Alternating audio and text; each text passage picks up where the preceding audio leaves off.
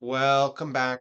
Yesterday, existing home sales were reported. We're going to see that sales declined for the seventh straight month, and we are of very short supply. Inventory of unused existing homes fell 0.9% August from July. Currently, there's a 3.3 month supply. This is what the entire report looks like. First, we take a look at CPI, Consumer Price Index, that was reported not too long ago. That was of 0.63%. All these numbers are month over month. Just to put this in perspective in terms of inflation.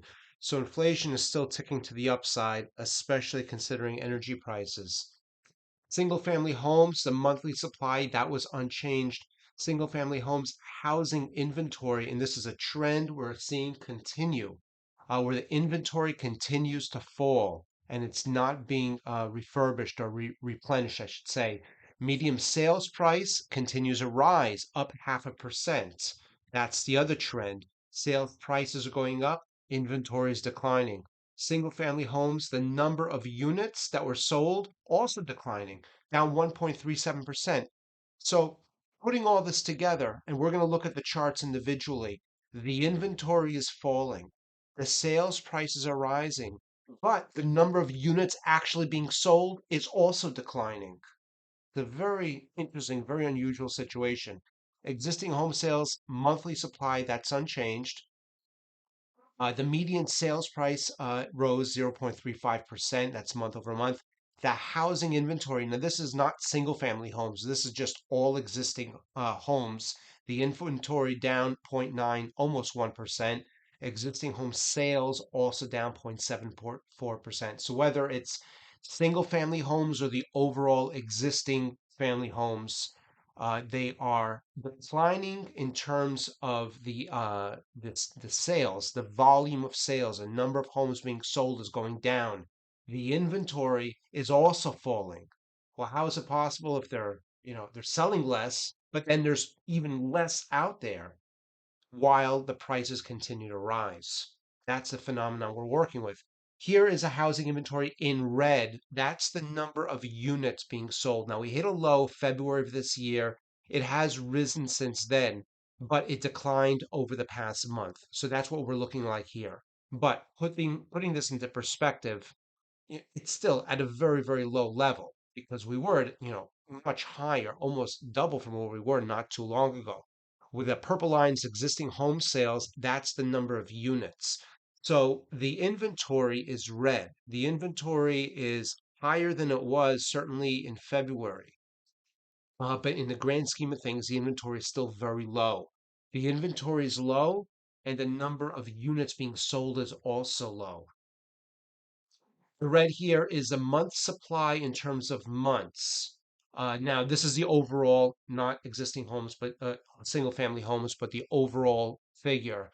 Now we're 3.3. Now, what this shows us is that given our current supply, in order to wash out all those homes, for all those homes to be sold, it would take 3.3 months at the current pace.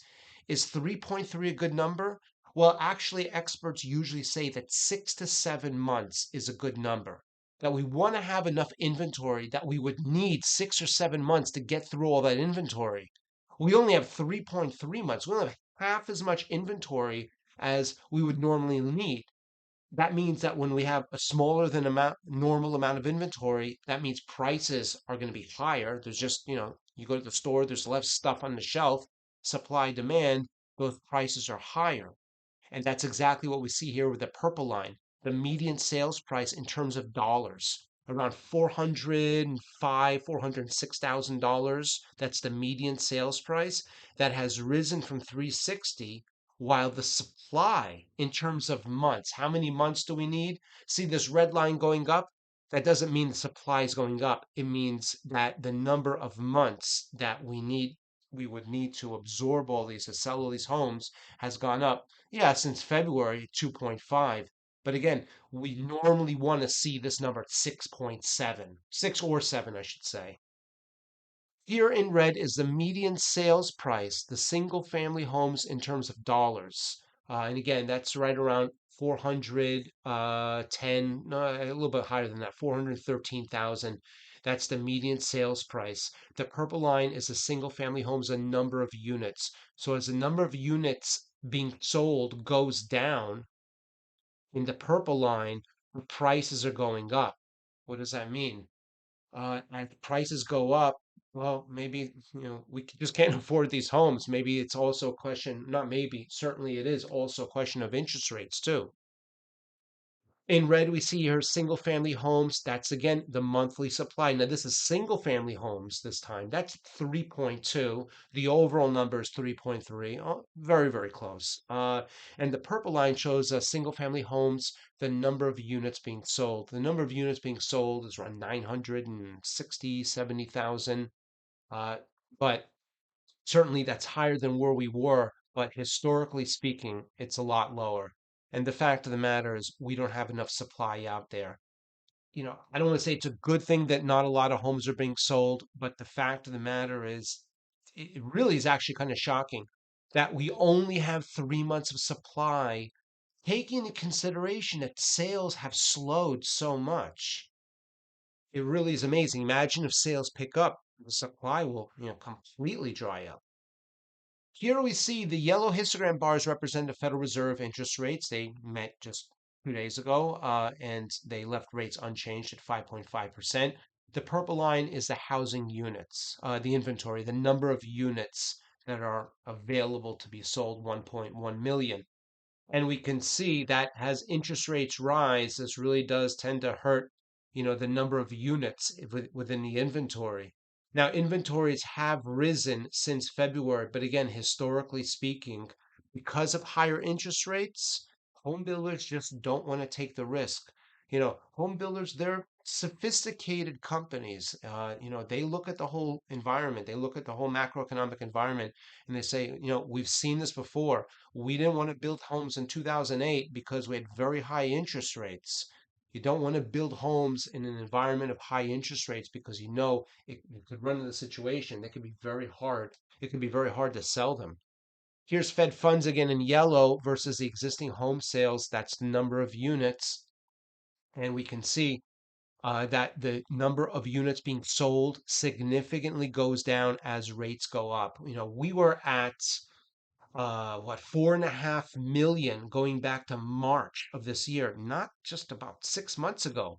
We've gone from 4.5 down to 4 million. That is a huge drop. That's a half a million unit drop in the past 6 months as interest rates have gone from 5 to 5.5%.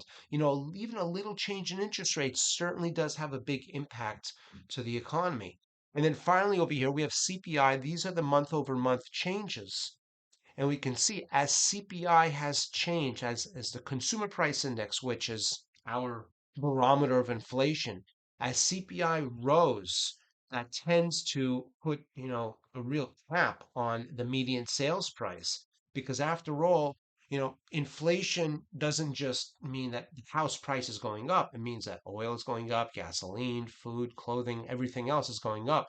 If inflation rises, we have less money to spend in terms of, to buy a house.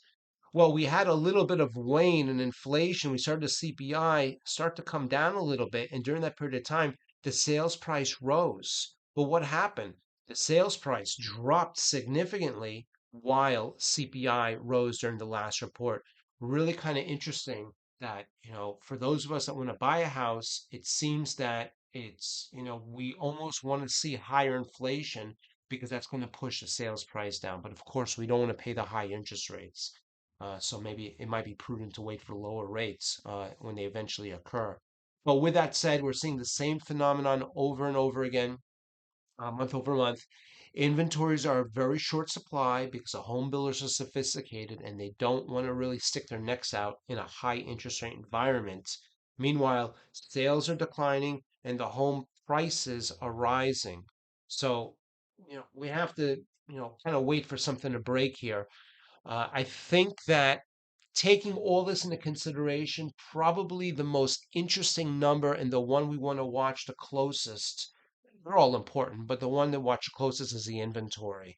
Because if inventories, let's say the sales price stays the same, interest rates stay more or less the same, but all of a sudden inventory increases, and at the same time, maybe sale prices, the median price drops, then that would indicate that more sellers are saying, you know what? I want to get out of my house. Maybe I don't feel so good.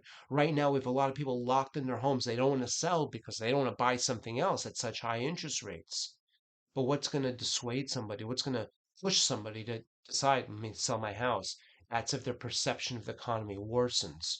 So if this average price for a home and drops while inventory rises, to me that would indicate there's more sellers now coming to market. And that might be indicative of the next thing to come within the housing market. We'll be sure to update you along the way with any significant changes we see. We hope it's been helpful. We look forward to seeing you back soon.